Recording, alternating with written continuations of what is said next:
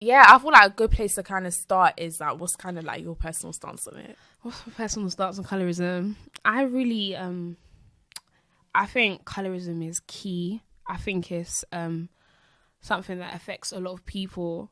And I feel like the only reason why colorism is like being shouted about so much now is because everyone's kind of waking up and being like, whoa, I've been affected by colorism. Like, discrimination, prejudice against those with darker skin complexions and preference for light skin. Always. Boy, it's been brought to the light. It's like, it's always there. And it's always there. I don't think it's been brought to the light again. It's always been there, and it stems way back. It stems so far back. You've got light skinned people. It's slavery times, house slaves. You had the light skinned people, and out in the field, you had dark skinned people. Like, lighter skinned people were always favoured because of their lighter skin, and it's happened. You probably had it growing up. And little things, little comments are like, oh, look at that pretty little lighter. You're excluding a little. Hey guys, and welcome to Little Black Book. You already know what time it is, baby. We're going to be discussing today with you colorism. Yes, we're going to be discussing colorism. And so if you're new to the channel, make sure you like, share, subscribe, click on the bell button for the notifications of the uploads, baby. And for those of you who are mineral gang, make sure you get yours, because you ain't got the minerals, baby. It is Black History Month, and so we're going to be dealing with some really blackety black issues in this particular month, as well as love as well. But I really want to cover colorism just because, I recently had a little spat with somebody in the comment section. They were trying to say, the only reason why I'm talking about colorism is because they told me to do it, and I was like, I don't know what that means. But anyway, the reason why we're dealing with colorism is actually because for one, if you don't know, I'm a Christian, and what God has called me to be is an intercessor. Now, I want you to stick with me now. You're probably thinking, what does that got to do with yourself? If you're not a Christian, just stick with me. My job is to be an intercessor, and that it means to speak on behalf, or to act upon behalf of another person. It's to get involved on a behalf of somebody else, another party, right? And so when we see in the Bible, one of the greatest intercessors, you want to call it, was someone like Abraham or Moses. Abraham was trying to intercede for Sodom and Gomorrah. Someone might say, I don't know why, but he did try. And then there was Moses, who interceded for Israel, who stood in the gap between Israel and God. God wanted to destroy Israel, and Moses stood in the gap and said, listen, God, you can't do this because you said this, that. And God stood back and said, okay, do you know what? I'll listen to you, heard you, and I won't do this thing, right?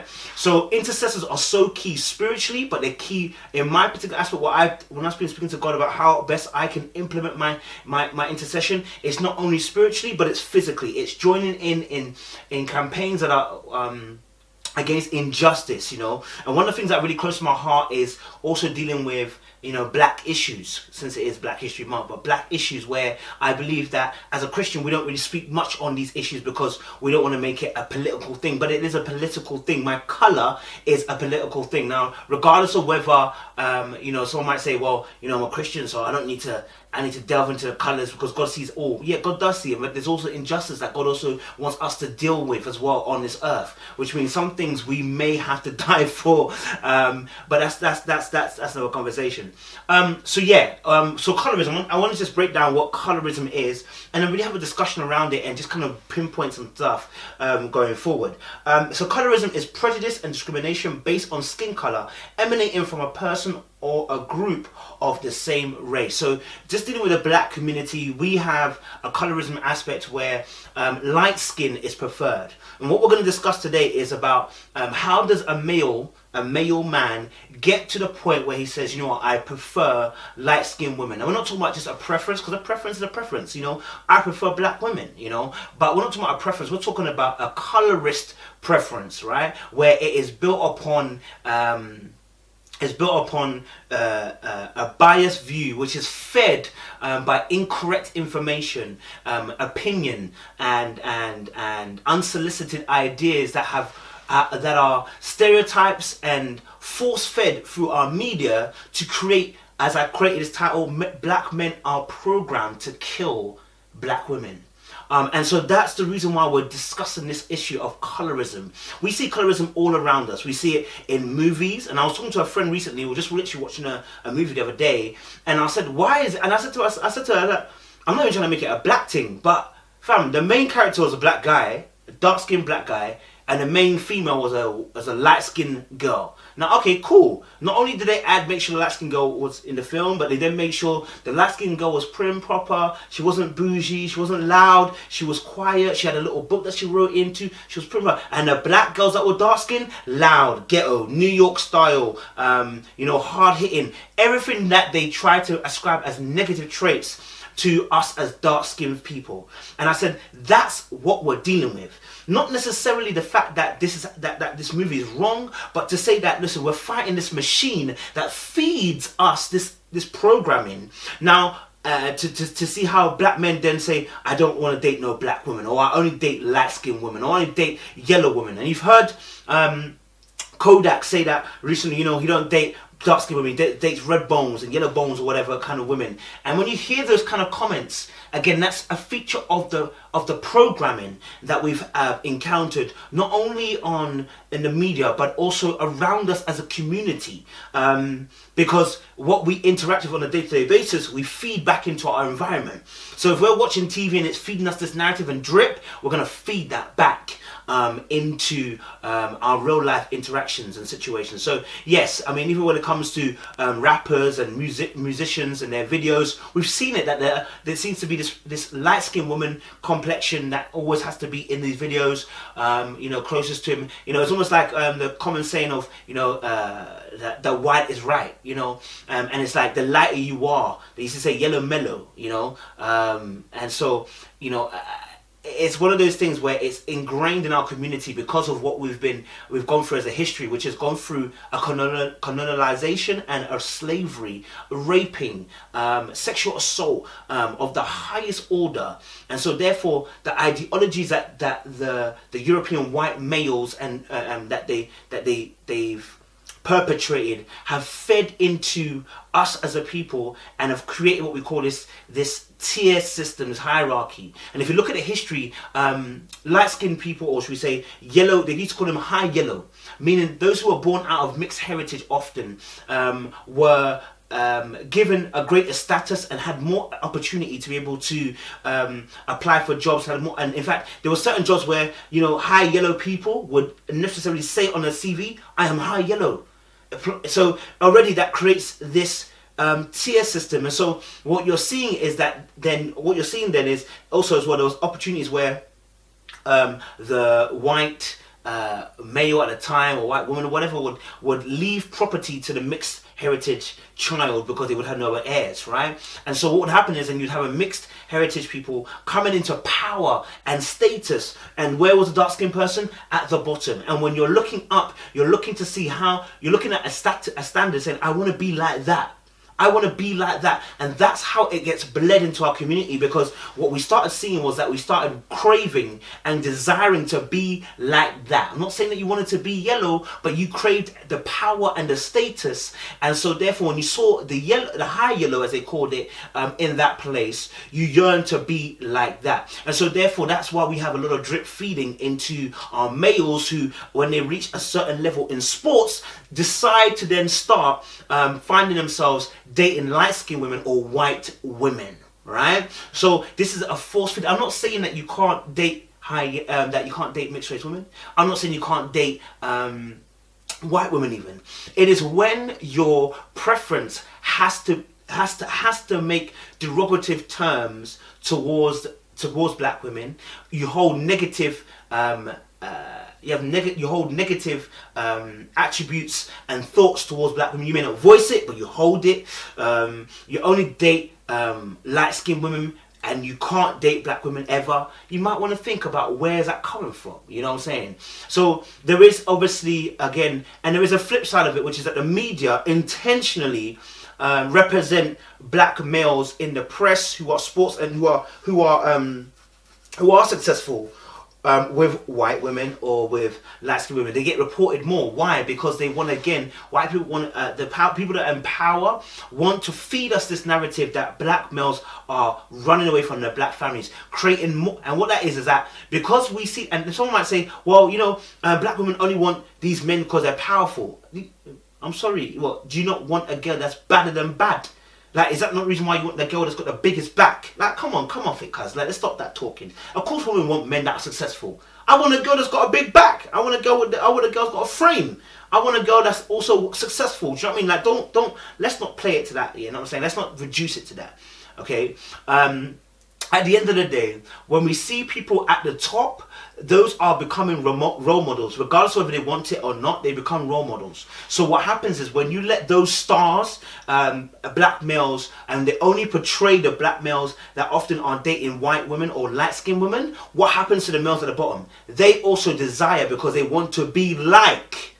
So now they then decide to start copying the same movements of these men who are at higher standards as well. And this is how colorism really works. You know, it's a machine that keeps on thriving around. And I also don't want to be I think when we also talk about colorism and we do talk about the privilege of light-skinned people, I also want to be very careful, because as a Christian we have to be very careful that we don't alienate also our light-skinned people, because you know there are a lot of light-skinned black women who are just light-skinned, and yet we just want to bash them because they're light skinned. My guy, listen, ladies and gentlemen, and we just put it to ladies as well, dark skinned women as well. Listen, they're not your problem. You're not. If you tear them down, you tear yourself down. You know what I'm saying? We can try to make them understand that there's a privilege that comes with being light skinned, regardless of whether you're mixed heritage or just light skinned. Yes, but we have to be very careful that we don't tear down our own allies. But I do understand that there is a privilege that comes with being lighter of tone when it comes to women. And the reason, and we have to ask the question is, why is it that it afflicts women more than it afflicts the men? And the truth of the matter is again, we have to go back to why we were created and what we were created to be. When God made us, he said, listen, I'm going to make man in my own image, okay? Male and female, he created them. You know, but what I saw with God is that he made the woman, if you talk about God, if male and female make it up his image, meaning that whatever the male is, that's part of God. Whatever the female is, that's part of God. But the two of them together make up the whole image of what God is really like, his counsel is really like. You know what I'm saying? So if you look at the woman and how she is, she loves worship, she loves kind words, she loves to be adorned, she loves to look beautiful, etc. And that's the female side, if you want to call it, of God. You know what I'm saying? That is the God where God says, I'm a jealous God, you know, and I don't want you to worship anybody else but me. You know, I want you to come and dialogue and talk with me. You know, all this kind of stuff, yeah, you might class as what feminine kind of traits, that is a side of God. The hard exterior, the strength, the ability to want to defend and to provide is the manly side of God. And that's the aspect that he gives us to us men, right? So both of them are needed though to complete the image of God. Do you see why this is a very pertinent thing, especially when it comes to things like, I'm just going to quickly digress, when it comes to things like transgenderism and when it comes to things like homosexuality, they do not complete the image of God. Man and man did not complete the image of God. When he made male and female, he made them so they would what? Complete the image of God. And he's not talking about male and female being in a relationship. He's talking about male and female, the way that they are. That is why even in transgender relationship, whether it's a homosexual relationship, they end up, most of them being male and female. One becomes butch, one becomes more feminine. It's because the image of God cannot be run away from. You cannot run away from your DNA no matter how much you want to. Back onto our topic of colorism. So I want to just deal with the reason why men find themselves at a point where they say, you know, I only find light-skinned women attractive. I want to break it all the way down so we can understand where we stand. So the word attraction means the power of evoking interest in or liking for someone or something. And the word evoking means to bring or recall a feeling, memory or image to the conscious mind. Recall means to bring something to remembrance to the foreground of thought. Now, why is this important? Okay, we said attraction is about evoking, interest. Okay, and evoking means to bring or to recall. Now I'm going to focus on those two words. If something has to evoke, it has to be there already. I cannot evoke something that's not already there. Do you understand? Like, I cannot evoke something in you. Let's say like for instance, let's say a gay guy comes to me. He cannot evoke a mutual romantic interest for me because there's nothing, this is not in me. And the Bible says that Christ said, Satan may come, the prince of this world may come, but he has nothing inside of me. So therefore, whatever Satan tries to do, he can't do nothing to me because there's nothing of him inside of me. So now when we're talking about when a man says, I only date light-skinned women, look, we have to ask the question, what's inside of you? Because what is it that's making you attracted to the light-skinned woman? What is it the light-skinned woman is evoking inside of you? That's the key question. Once we can identify what's being evoked in you, then we can really decipher whether really this is actually a preference or whether this is actually colorism, and whether this is something that you choose to intentionally date only light-skinned women, right? Because we're dealing with that attraction. Cool. So then the word evoking means to recall. Now, you can't recall something that's not already there. You understand? If it's never there, you don't recall it because it's not there. You can't recall it because it's never been called in the first place. And so the Bible says that the Holy Spirit causes us to have remembrance of his word. So when I'm dealing with things like this, the injustice, right? The reason why I'm using the word of God is because I want you to understand that that's the only way I can understand certain things. Because until God places it in my spirit to me to do it, I can't do it, blood. So now I'm recalling certain things. So here we're talking about an injustice of colorism, and talking about a man wanting to be attracted to a light-skinned, choosing to only be attracted to light-skinned women. He's recalling something that's been embedded in him. Do you deep it? He's recalling something that has been embedded in him. And this is what we're talking about, the programming that has been put in us. And the word recall is to bring something to remembrance or to the foreground of thought. Now, this is very important. The word foreground is so important because at the foreground means that it's at the forefront of your mind. You are conscious of this thing. Now, when you become conscious, you become aware. And you become perceptive to what's going on around you.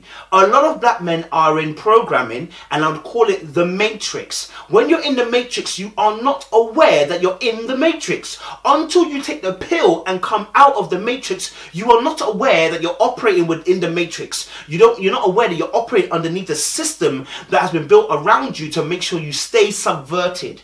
And a lot of black men are in the matrix. They are unable to come out of the matrix.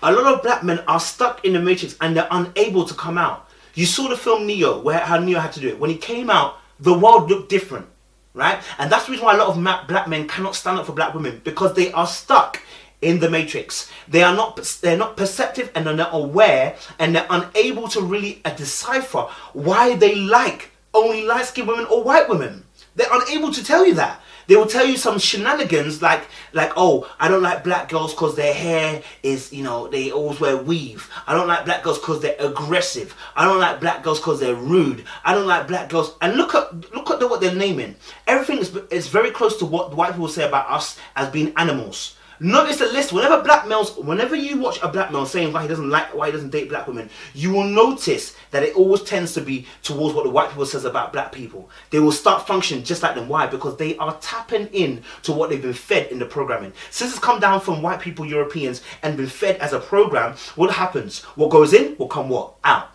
So now we're dealing with this colorism aspect. And talking about why they date only, somebody might say they only date light-skinned women. They are recalling certain type of program.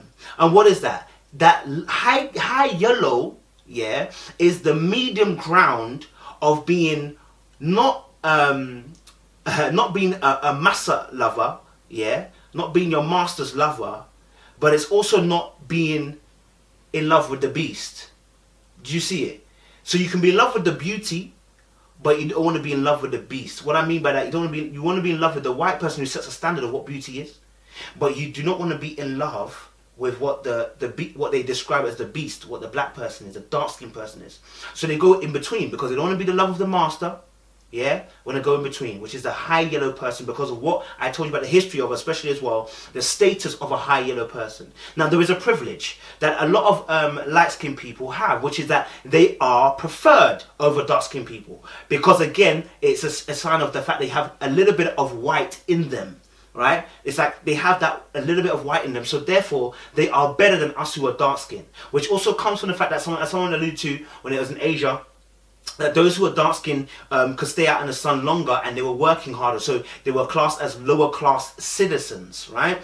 And then those who are higher class citizens would be of a lighter nature because they wouldn't be in the sun, right? And this is what happened in slavery times. The light-skinned person would be in the house doing less manual labor, and the dark-skinned person would be outside in the dark doing so much manual labor. right? And so this is all playing into the mindset of their black male, because he's been fed through media, through TV, through the environment that he's in. All right, cool. So there's an important thing here: subconsciousness, right? The subconsciousness is a part of a mind which one is not fully aware, but which influences one's actions and feelings. Do you know how key that is? Let's read that again. It says part of the mind which one is not fully aware, but which influences one's actions and feelings. So when it comes to colorism, especially when it comes to black males and dealing with colorism, they are not fully aware, but yet they're acting out and being influenced by something that is within them. The DNA code that's running behind the scenes, just like a computer, is running the code behind, and they will tell you some excuses as to why they can't date black women. Right? Black women are aggressive. Black women are ratchet. Black people are ghetto. Black people aren't smart. Black women are never satisfied. Black women are, always got 2 kids. All the things that they show you on the media as a poor representation of black people, just so they can make sure that they destroy the image of the black family. And now someone might say on here, oh, I'm a black male, I wasn't influenced by the media, but what I saw in my environment. But let me tell you this, what you saw in your environment, again, the bias, man. Something bias. I can't remember the word is, but something, unconscious bias, I think it is. Unconscious bias, right? What happens is this.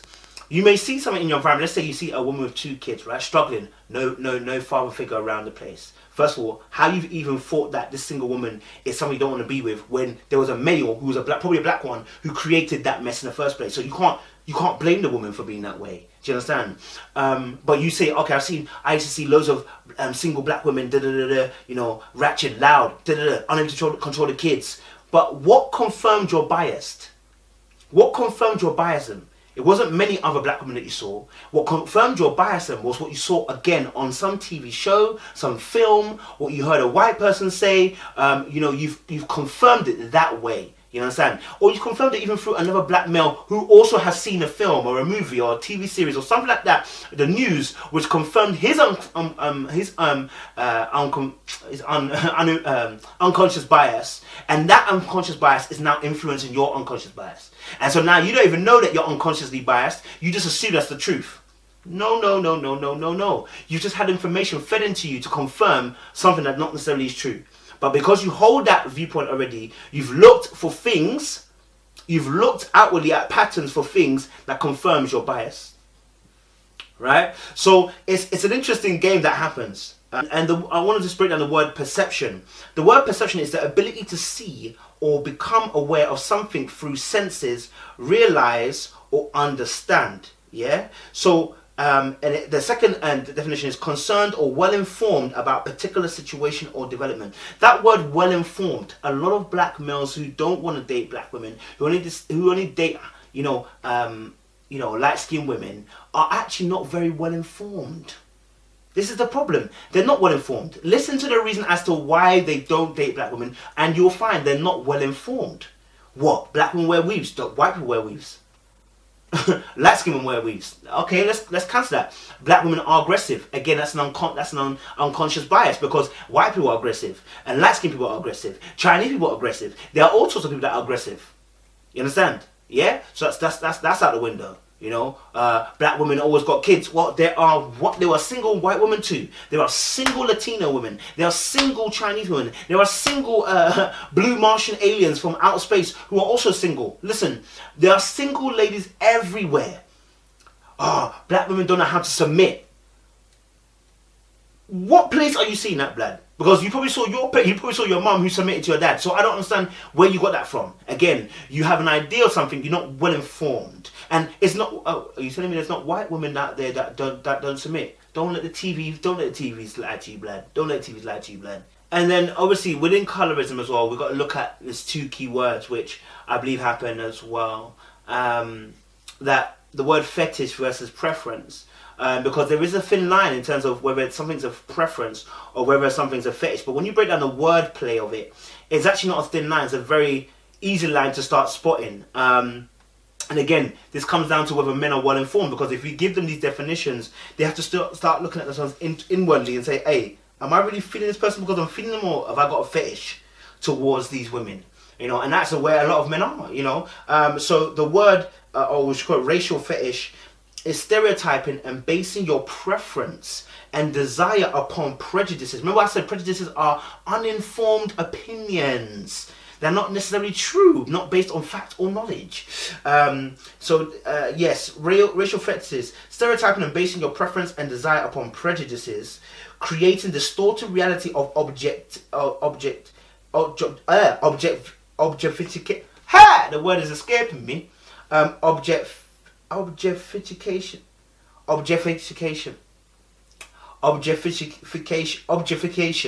Wow, the words.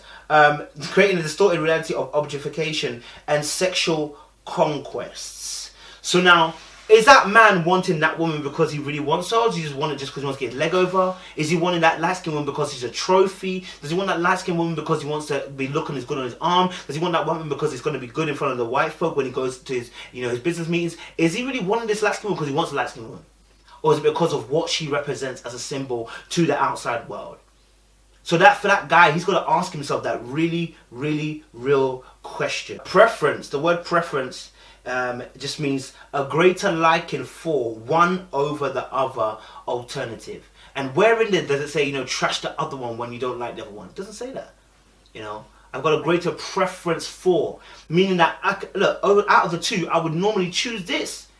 Do you see it? There's a difference. Out of the two, I would normally choose this. Not, I only choose light-skinned women and I disregard everybody else. Obviously, I'm not going to lie to you, fam. As for me, my preference is black women. Like, whenever I see a group of women, I'm looking for the black one first. Right? Because I love black women. You understand? But would I never date a light-skinned woman or a white woman? Not necessarily, no. Because I'm not going to block them out. But I would more likely be trying to look for a black woman. You know what I'm saying? That would be my first and really only choice I really want to make. But I'm not going to be opposed to saying I'm definitely not dating this person or definitely not dating that person. No, I want to date black people. And it's funny because this I had to even go into my own mind about what's my own, like maybe I have my own racial fetish and I realized I even do. Even me as a male, I found that there's something in my mind that whenever I see a light-skinned girl with big hair, like she doesn't have to even be buff. Just a light-skinned girl with big hair, I get gassed. There's something about it, I don't know what it is, I'm just excited. And I start to realise, okay, so I don't know where it's coming from, but there's something that is talking on that level. Do you understand? So I started realising, okay, maybe I have to even think, what program have I had? Do you understand? Same way that when I had to unlearn, when I was in school, because when I was in school, I only liked white girls because, fam, all I saw on my TV was white women. Like, the only person I saw on my TV that was black, Angelica from BBC. Now, if you're not in the UK, you probably won't know it, but that's the only person I saw. You know what I mean? So, very rarely did I see a black person or black woman that was made to look good looking and sexy on our screen. I remember even in school, and it's probably not even colourist, it's more of a racist thing, but it's where there was two Laurens. One was black, one was white. I didn't like the black Lauren. I liked the white Lauren. And I don't even remember if the black Lauren even looked bad. But again, I was a victim of my program because all I saw on my TV was S Club 7. I was seeing Power Rangers with less than black people. I was seeing cartoons that only had white people. So imagine, my program has been done for me since birth. Not seeing my own kind pushes me to have a preference for the white woman or for a lighter skinned woman. You have to deep where your preference is coming from. And it was only when I went to secondary school where I was surrounded by black women that I said, all my days, I've got a preference for black women. I don't care how rude they are. I don't care how... And some of them were rude to me, bruv. I suffered, bro. But I don't care. I said, I love these women. They're funny, they're energetic, they're lively, and they are me. So, yeah. So, a lot of these, like I said, the attractions that we have, like for a male to have these attractions to only dating red bone and yellow bone, is actually in the subconscious mind. It's something that's been fed to them over and over again. And the reason why this is a problem is because, it doesn't just stop there. It marginalizes the black woman. And what it does is actually it pushes the black woman to the very bottom of the totem pole.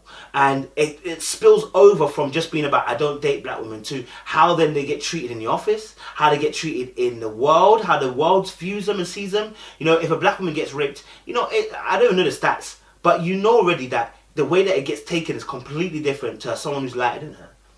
The seriousness of the allegation, the speed of the police force and stuff like that. Like, these things happen, you know, we know these things happen. And so, you know, already see how colour is playing a huge part, despite the fact that there's someone who's light skinned or someone who's dark skinned. Certain light skinned people are able to pass, what we call by pass, meaning that they're able to pass for white. You know, they're able to pass white. And in fact, there was a lot of films not long ago which were talking about passing white and the fact that someone then ends up, you know, having children and the child comes up black and there's a problem, you know. I don't know if you remember a book called Roll of Thunder, Hear My Cry. That's exactly what it was talking about. Talking about racial relations, talking about colorism, talking about the fact that there was a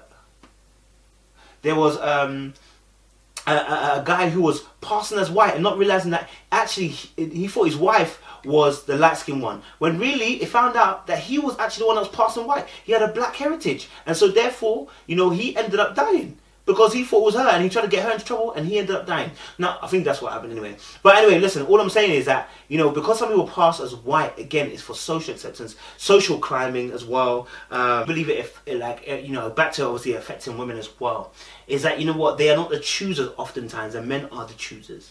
And so with women, they are, you know, told to adorn themselves, look good, you know, put on makeup, etc., etc. So if you can affect the person who's choosing, then the people who are being chosen will also be influenced. If you influence the person who are getting chosen, the person who's choosing can decide to move on. But if the person who's choosing, who will have the greater power because they have the options available to them, decides to keep choosing light-skinned women, those who are getting chosen then decide to try and do whatever is allowing them to get chosen. Do you get it? So if black women are seeing light-skinned women are being chosen all the time, what happens? They try to lighten themselves because they're seeing that this is all about to one key word: desirability. Desirability is a key word as to why a lot of these issues exist within us. We want to be desired. And not just desired romantically, desired in a job. We want to be desired in the work that we do. We want to be desired in the occupation that we stand. We want to be desired in the goals and the dreams and aspirations that we have. We want to be desired in all aspects of life. It's not just a sexual desire, but in all aspects. So when you can change how people desire, then you've got a winner on your hands. So what you do is that you change the aspect of what men desire. Men desire black women. You see that how with now they've got, you know, white people now doing their lips, doing their bum. Why? Because they understand that those that we're coming into a level of power, and our influence is beginning to stoke. Right? Our influence is beginning to stoke. So instead of empowering the black women, how do we take more power of them? Oh, we'll make the white women look more like the black women. Yeah, we'll let them have the lips and the bum, so that the black man will then also desire these women as well. Again, rejecting the black woman. And you're asking why? Look, at the end of the game, it's not just racism. You see, racism only would seem like, oh, if it's just racism, then it's, you know, it's just about white people. But it's not just about white people. This is spiritual before it becomes physical, my friends. You must understand that we are living in a world where Satan rules, and in his world, division is the best thing ever. He comes to steal, kill, and destroy. So we've spoken a little bit about colorism at length, and again, I hope you've been blessed by it. Let us know your comments down below. How do you feel about it? If I've missed anything on about colorism, please jump on my neck and say, look, Coach, you missed this. I don't mind being educated on the subject because I really want us to really grow in this area, and I want to be able to educate other men too. So please pass it on to other men as well. So you know what? You ain't got the minerals, baby. You ain't got the minerals. I hope you liked what we did, and we will be talking on some more black issues during the course of this month because it's needed. And yeah, hope you like what we do as well. Oh, for those of you, obviously, anybody who's looking for any kind of relationship advice, counseling and stuff like that in terms of relationships, please get us. Our email will be down below, and it does cost. It's not free. My time is not free. I've got things to do, blood. You understand? So let me be honest with you. But please do hit us up. We'll take on a few clients again this week as well. Be blessed. Stay live. Stay locked in. And you already know what time it is, baby. You ain't got the minerals, baby. I appreciate it.